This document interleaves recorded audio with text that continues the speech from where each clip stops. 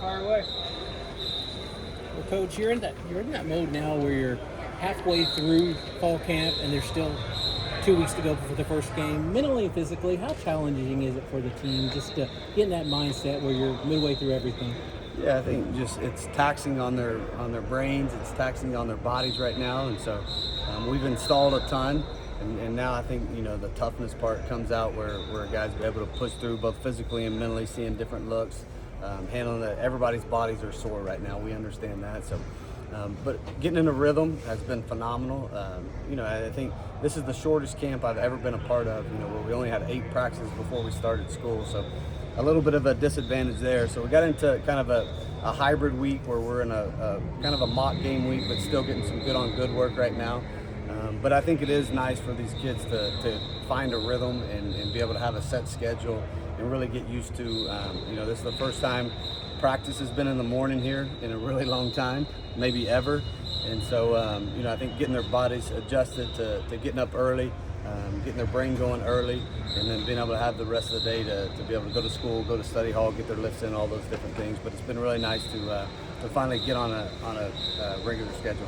Coach, how is this time for you as a head coach? Every head coach I've ever been around, there's a clock and the alarm hits at some point and you start thinking, oh my God, we play in a couple of weeks. And it's not quite there yet, but where are you? Yeah, I think just, when you get into it, my brain's going constantly. And so it's something I don't sleep very well. I've had a couple armadillo problems tearing up my lawn. And so finally a couple days ago, I just popped up at 2:30 because I couldn't sleep and thinking about something. I thought it was a great opportunity to go outside, and luckily I found him. This is my first experience with an armadillo. He was crushing my yard, my flower beds, digging everything up.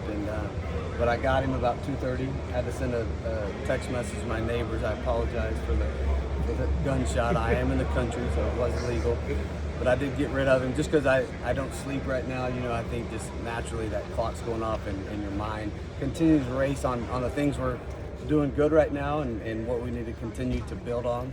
And then, kind of some of the holes that we have and continue to build depth. I think that's going to be a consistent theme across college football as the portal grows and stuff, and trying to build the depth chart and feel good about your 2s and 3s. Coach, what are your overall thoughts about practice today? Yeah, I thought today was a good day. We split up and we did a little bit more scout work than what we've done in the past, and so just trying to mix some stuff up and get their brains going. They've been going against the same defense all through spring, all through the summer, and then now into fall camp. And so we just mix, and the kids don't really know it. Like, we're not doing just Oregon or just Tulsa, but we threw some of those looks in just to get their brains firing. We're a 4-down front. We threw in some 3-down stuff to be able to make those calls. Protections are different. And so I thought today was pretty good. Now we got to get better on the scout team. Like, that's natural. It happens every year. Some kids are sad because they're finally over on scout teams and they're going to have to give a good look. There's not red shirting anymore. Everybody's 5 for 5, so they can get that out of their head. But yeah, I thought today was a good work day. Come back tomorrow, really work on some red zone stuff and start cleaning some stuff up.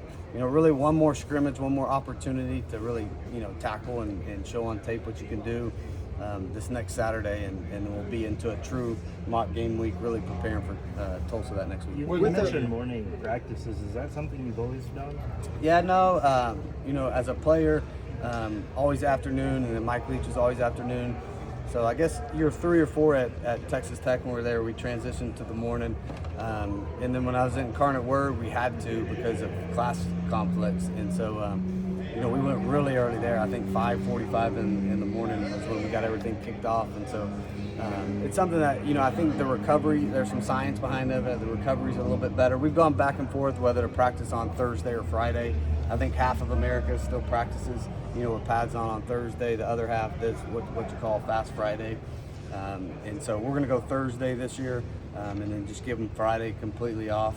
It's always a hectic day, especially with a small town like Stillwater, people traveling in to really let their minds rest on Friday. But yeah, so this is probably my 10th or 11th year that I've actually practiced in the morning. Were there any revelations last Saturday? I know you're not going to say anything bad, but anything good? Just like, wow, that was pretty good. No, I thought, Drew was really good. I thought our ones were good on both sides and executed. And I think, when you get down the depth chart, you still want to see you know, some of those younger guys and build out. And then two, you know, for us this next week, we're going to try to set a preliminary depth chart just to our special teams. You know, some of those last 5 or 6 spots are going to be guys that are 4 core special teams for us. And so, you know, we'll have a number of guys that really won't contribute offensively or defensively, but, you know, they're going to get a seat on that bus with how valuable they are on special teams. So I wouldn't think, you know, anything. I mean, I thought, you know, we stayed healthy for the most part, and we're able to get out of there, a couple bumps and bruises here and there, just like everybody else in camp right now. But it was a good work day. You know, I thought the offense was probably a little bit better than the defense holistically. And I think that's natural. The first time anxiety, you get out there, you have to tackle for the first time. And some things we got to clean up. But defense, I thought they finished really strong in the scrimmage.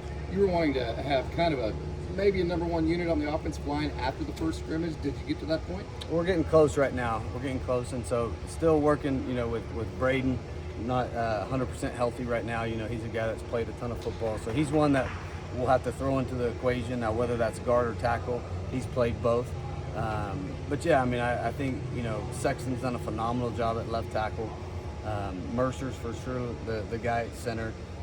You know, I think the one, you know, Joseph Hansen has moved around a little bit, is playing really good. I'd say the surprise of the camp so far is Sean Torgerson, and somebody that's really played phenomenal for us. He can play multiple positions. We've had him at right tackle right now, him and Lepo battling that out. And then Johnny Dixon's done a good job at guard for us. So yeah, I mean, we're getting really close, and hopefully, you know, throughout this week we're going to work who we think are those guys together, and let them gel, get on the same page, see them compete one last time Saturday. Some coaches are leery of playing true freshmen. You've played true freshmen. Caleb's a good example. Can you talk about just the trust factor in some of those true freshmen? And do you see some potential for some of your young players this season?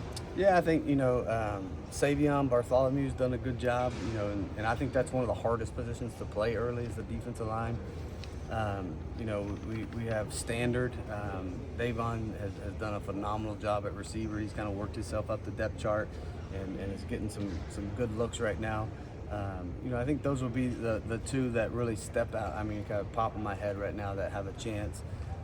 And then we're just such an older roster right now, you know, and so luckily we're able to, you know, keep some of those guys in the weight room, put them down the scout team. I mean, that's where so many guys get better, you know, every time these young offensive linemen, you know, have to go against this one D-line every single day. They're going to get so much better with all those reps. So, but those are the two that I could see right now possibly getting some playing time. What goes into that trust factor as a coach? What do you see in a true freshman that makes you say this guy could play?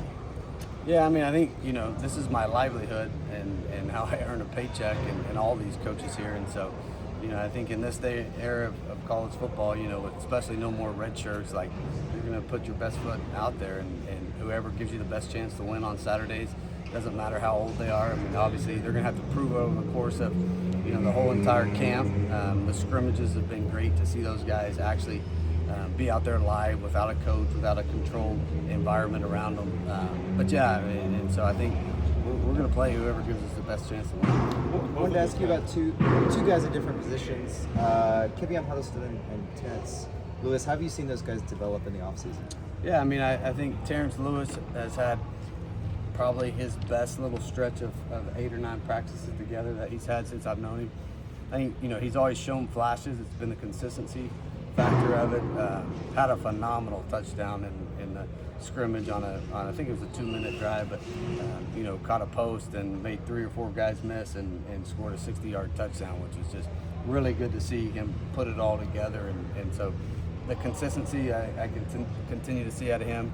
And then Kiwi's a guy that you know, he's not real flashy in the way he does things, and that's kind of how he was last year. And then all of a sudden he shows up in the stat line every single week, you know, and ends up having, you know, a sack here and 2 or 3, you know, tackles for loss. And so Kiwi's someone that's going to be in the rotation and play a ton of football for us. What do you talking view? to Carson Kolb today too. Talk a little bit about. I know you mentioned him with special teams, but he probably can help you some at tight end. I didn't realize he was a track guy. He ran 100 meters in high school. What was his time? I don't know what it was, but he ran it. Asking. That shocks me too. So Carson, you know, typical meathead, you know, someone that's always drinking an energy, full of energy, screaming in the weight room. I mean, he's kind of a throwback in that regard.